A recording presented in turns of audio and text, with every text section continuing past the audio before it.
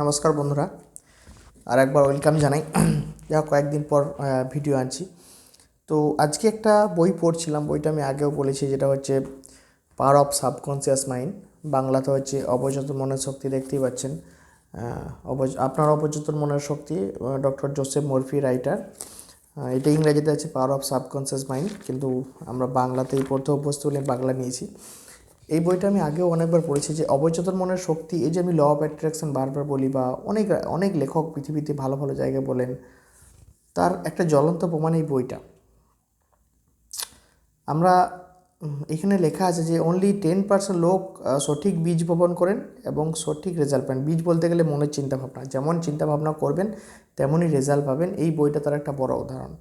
এই বইটাতে পড়লে আপনি টোটাল আপনার জীবনের বায়োগ্রাফি পাবেন, যে কেন পৃথিবীতে ম্যাক্সিমাম লোক অসফল, কেন পৃথিবীতে ম্যাক্সিমাম লোক অখুশি, দুঃখী, তারা না ফ্যামিলিগতভাবে খুশিতে রয়েছেন, না অর্থনৈতিকভাবে খুশিতে রয়েছেন, না অন্যভাবে জাগতিক সমস্ত সাংসারিক ব্যাপারে তারা খুশিতে রয়েছে। 10% লোকই পৃথিবীতে সঠিকভাবে অস্ত্রগুলো প্রয়োগ করছেন। তো আপনার ব্রেনই হচ্ছে আপনার ধন ভাণ্ডার, রত্ন ভাণ্ডার। তো এই বইটাতে আপনি পড়বেন। আমি আজকে আবার প্রথম থেকে পড়ছিলাম, তো 60 পাতা আমি পড়েই ফেললাম মোটামুটি 1 ঘন্টার মধ্যে। তো অসম্ভব, মানে আমার অনেকগুলো চ্যাপ্টার মনে আছে, তাও বারবার রিয়েলাইজ এগুলোকে মাঝে মাঝে পড়তে হয়, কারণ আমরাও সব জিনিস সবসময় ইউজ করার জন্য টেকনিক্যাল কারণগুলো আমরা অনেক সময় ভুল প্রয়োগ করি, ওই জন্য বইগুলো মাঝে মাঝে পড়তে হয় অ্যাক্টিভ রাখার জন্য। তো এখানে বলা আছে পরিষ্কার যে আপনি আপনার ব্রেনে যেমন বীজ বপন করবেন, আপনার বাস্তবে তেমনই রেজাল্ট আসবে। সেইগুলোকে কীভাবে প্রয়োগ করবেন তার কয়েকটা পদ্ধতি বইয়ে লেখা আছে, এবং সেগুলো হচ্ছে একদম একদম চিরসত্য পদ্ধতি। কারণ এই বইটা 10 লক্ষ কপির উপর বিক্রিত, যেটা অনেক দিন আগে বলেছে, এখন হয় কয়েক লক্ষ হয়েছে জানি না।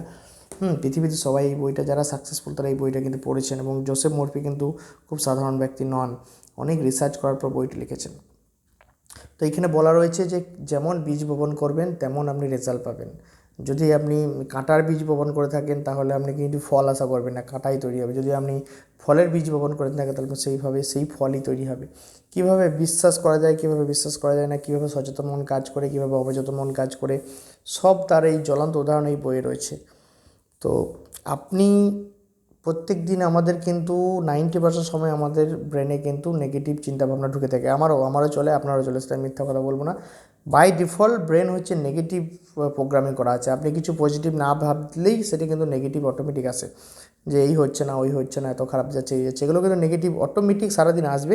আপনাকে সেটাকে পাল্টিয়ে কিন্তু পজিটিভ করে নিতে হবে, কারণ পজিটিভকে প্রোগ্রামিং করতে হয়, নেগেটিভ ইনবিল্ড আমাদের ব্রেনে আছে। তো সেই দিক থেকে যদি দেখেন তাহলে এই বইটা অস্ত্র হিসেবে প্রয়োগ করুন, পড়ুন, আপনারাও ভালো রেজাল্ট পাবেন। এগুলো হয়তো ফ্লিপকার্ট অ্যামাজনে পেয়ে যাবেন, বইটা অর্ডার করুন, খুব বেশি দাম নয়, 200-250 টাকার মধ্যে পেয়ে যাবেন।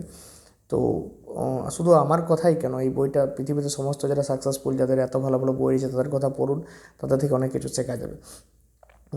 আমার শুধু উদ্দেশ্য কারণ হচ্ছে সবাই ভালো থাকে, যেন এই জিনিসগুলো জানতে পারে, তারাও যেন ভালো থাকে। আমি ভালো তো থাকবোই, আপনারা যেন ভালো থাকেন, আমার ভিউয়াররা ভালো থাকবেন বন্ধুরা, সেটা আমি চাই। তার জন্য কোনো পারিশ্রমিক লাগে না, শুধু নিজের বুদ্ধিকে প্রয়োগ করতে হবে। অনেক জ্ঞানের ভাণ্ডার রয়েছে পৃথিবীতে, সেগুলোকে জানতে হবে।